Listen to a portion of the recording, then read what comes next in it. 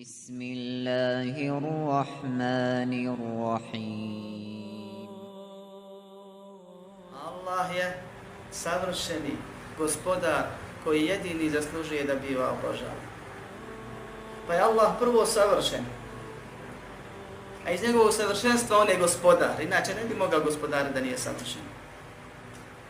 I zbog te dvije stvari on jedini zaslužuje da biva obožavan.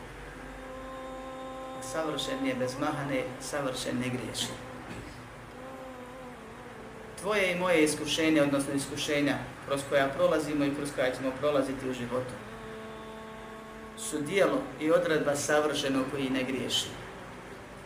I čovjek kad to ima na umi, automatski mu 70% iskušenja ode, prođe, nestane kod ga nema. Toliko se olakša. Jer to znači da ti kad si u tom danu toliko sati, toliko minuta iskušan tim iskušenjem, to je najbolje za tebe. To je odredba savršenog koji ne griješi. Sve drugo bi bila greška. Pa kad si svjestan toga, budeš zahvalan, zadovoljan, a malo je onih koji su na tom stepenu. I to nije obavezan, to je pohvalno. Ne raduješ se. Ono što je tužno te rastuži. Ono što je bolno te boli. I to je normalno.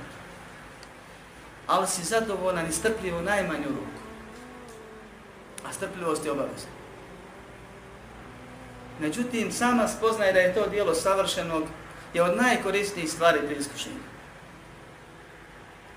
Tako treba da bude. Alhamdulillah.